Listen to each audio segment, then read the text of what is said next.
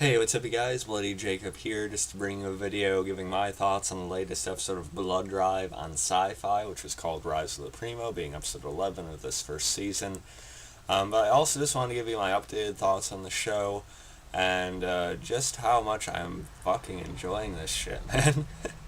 um, Blood Drive. I did do a video, a little while ago, talking about the first three episodes. Then, for some reason, I decided to fall behind and not really stay on it. But I have caught up. I just watched episode 11, the episode of this week, a night or two ago. And I do plan on reviewing both episode 12 and the season finale. And after that, hopefully, Sci-Fi better fucking renew it. But hopefully it does get renewed, and if it does, I'm definitely going to try to review every episode next season. Because that's how much I've grown to really like this show.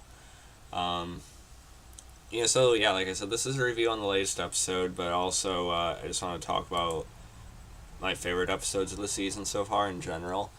I thought episode 7 was a really good one, the gentleman's agreement, because we get to, Hart, they put the gentleman in charge, over Slink, but Slink really shows just how intelligent he is with the way he ends up flipping the situation, pulling the strings in a way that only, the god of the stage can. Slink is a pretty awesome antagonist, by the way. He's really become more of like an anti-hero almost in the past, few episodes, though. He makes a great adversary for Grace, feels kind of personal. But at the same time, we've seen him sort of favor them as well, and now they're on a road trip together not too long ago. So, he's a pretty dynamic character either way, I think, and I think the actor, Colin Cunningham does a really fun job as well. And I gotta say though, my favorite character though, as much as I like Sling, is definitely Grace, Christina Ochoa. I just think she's really cool, kick-ass character that has been developed pretty well as well for a show like this. I've been surprised with how invested I've gotten in her. She has a decent amount of depth to her, and she's really fun to watch. And I just think Christina Ochoa does a good job delivering all the lines and things like that as well. And then like her, the way she expresses herself, just like physically too, I think is really cool. Um, her personality and everything as well. And as well as in that same episode, the Gentleman's Agreement, episode 7, when Slink keeps on shocking her and then she keeps on getting up and walking towards him, just a really cool moment. And of course, the show is ridiculous, though. I mean, it has plenty of outrageous, over the top shit going on. But at the same time, it's its goal, and it's hitting it.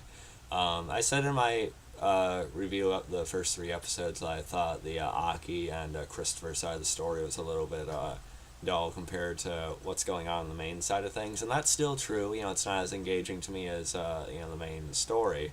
But I do think it's gotten better over the past couple episodes. With the Aki unit, becoming more human, I guess. They've developed a fun relationship. I think they'll make a good team once they actually eventually do find Arthur and Grace.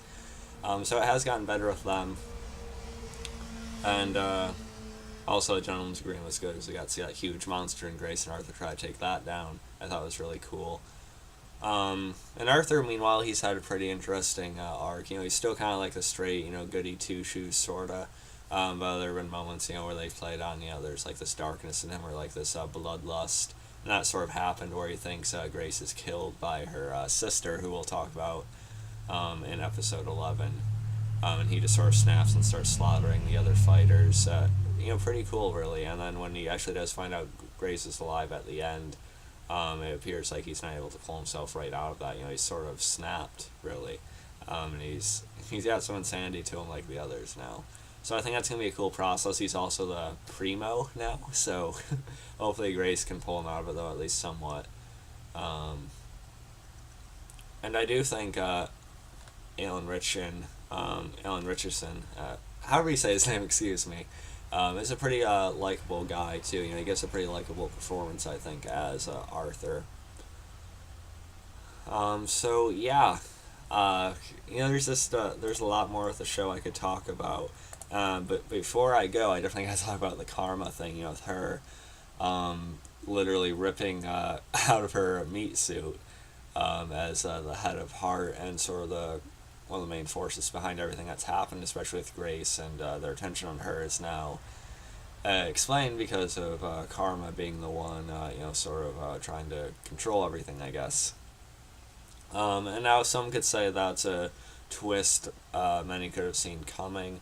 And, well, that's true, in a way, when you think about, oh, Grace now thinks her sister is dead because of that, the Amazons told her, which I also thought was a pretty good episode, the Amazon episode, because, it got more personal with Grace and everything. Chopsaki special is pretty fun, too. It's, just really different the way they go about episodes sometimes. But anyway, it was semi-predictable, oh, Grace's sister is supposedly dead. Oh, but the twist is, she's actually the real force of evil behind this. And okay, yeah, maybe. It would have been more expected if she was revealed as the head, if she just, stepped into the room and she was just, all prettied up and everything. Oh, but I've been doing all this, Grace. But no, I feel like it's a little bit different. I don't think anyone predicted that she would literally be in another person's skin or in, a fake body and just, rip herself apart to reveal herself, which I thought was a, pretty, awesome scene in a way. I liked her and Grace's confrontation there in their fight, and Grace supposedly putting her into the motor at the end, or the engine, whatever, grinding her up, which I thought was fairly satisfying, but I didn't think they would just kill Karma off like that, and it appears like she's just brought to this room, so I wonder if other people who have been used as blood have survived as well, or if it's just Karma knowing a special thing about it or something, I don't know.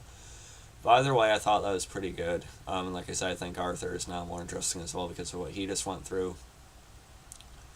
Yeah, so... And also, when all this Karma and Grace stuff was happening, Slink actually seemed genuinely worried that they were going to fail.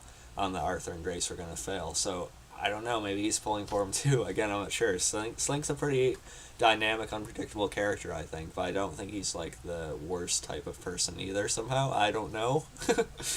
And I say this as I'm wearing a Vampire Diaries shirt, so, pretty different shows. But yeah, I thought Rise of the Primo was a pretty good episode, and one of the best episodes of the show so far. So my favorites being probably The Gentleman's Agreement and Rise of the Primo overall. I can't wait to see how they finish the season, though. And like I said, Syfy better renew this show. They better fucking renew it, or else they're gonna have Slink on their fucking asses, and then Grace fucking D'Argento right up their ass. So, and I know this sounds repetitive as fuck when I was trying to sound cool, but anyway. I really do hope they renew it. Hopefully we hear something about it soon. But yeah, let me know what you guys think about Blood Drive so far, specifically Rise of the Primo, but also just the show as a whole. I'm even working on a tribute to Grace right now too, a little music video tribute, so that's been fun. So hope you guys enjoy this quick video. If I had to rate the episode, this rating might seem kind of high, for some, and in a way it kind of is, because of the type of show it is, but I don't know, I honestly enjoyed it. My ratings are based on both a critical view, me trying to look at things critically, but also just my pure enjoyment, so it's kind of a mesh of both.